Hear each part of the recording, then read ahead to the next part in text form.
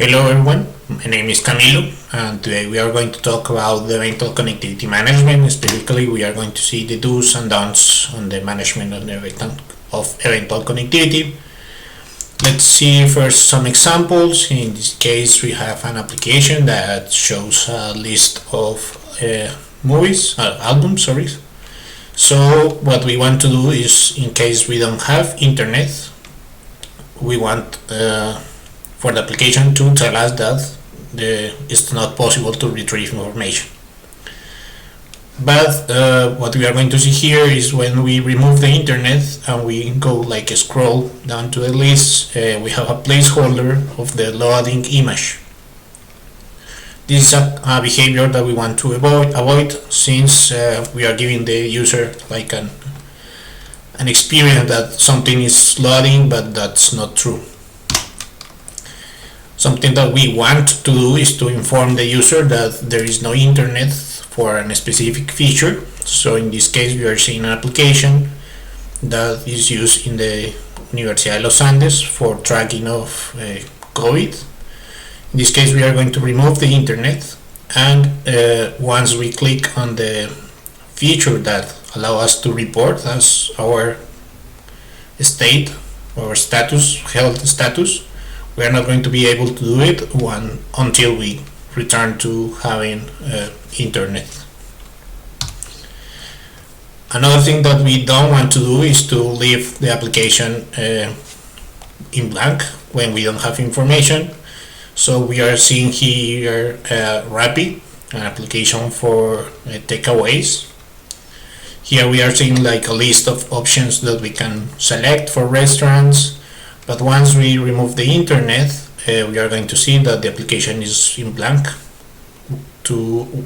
once it uploads or once it's loading. This is a behavior that we want to avoid since for the user this is an application that is not working. Another thing that we don't want to do is again leave a list loading for a long time. In these examples, we have Slack. So once we remove the internet and we try to retrieve new messages, we are going to see again a placeholder of a loading image. And this is giving the behavior or showing a behavior that something is loading, but it's not true. Something that we want to do is an example of Instagram that use cache in order to save some images and still show some content even when there's no internet. So as we are going to see in this application, we have some feed where we are going to see some images, but once we remove the internet, we are going to see that there is a new message in the top that says that there is no internet connection, but we are still able to see some of the publications that some of our followers or some of our people that we are follow in Instagram publish it. Now we are going to see some strategies in Flutter to manage this. So first, I recommend you to follow this tutorial. It's a really good example of how to do it.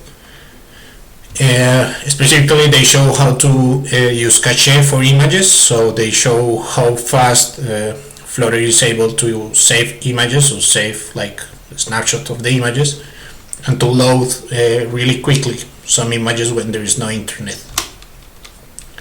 So first, the first thing that we want to do always is to check the device network connection.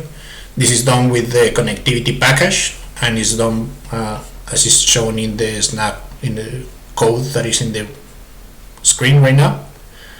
So first we want to do is to call for the connectivity and check connectivity. This is going to return us if we have a mobile network or a Wi-Fi network. This is important since we might be using some content that is really heavy and we don't want to use all the data of the users. The second strategy is to use offline caching. This is done by using the Flutter Cache Manage package. In order to use this, we have to use the URL. We give the URL to the library, and it's going to use by itself like a cache of the URL that we are giving. So it's going to save like a first version of the content that we have in the URL, and is going to like refresh it, even some specific characteristics that we define later or in a more detailed implementation. The third strategy is to use image of like caching by using the cache network image package. What it's going to do this is like we give the URL, and this library is going to make all the cache of the images. So once we make a retrieval of an image, if we don't have internet, it's going to show the cache image. And finally, what we want to do is to use the shared preference. That is one of the most common strategies, and this is done by using the shared preference package. As is shown in the screen, we need to use like a key and value type of information. We set the key and the value and save it in the shared preferences. Again, I ask you to follow the tutorial that is in the screen, since it's going to help you a lot with the Flutter management. Thank you a lot, and see you soon.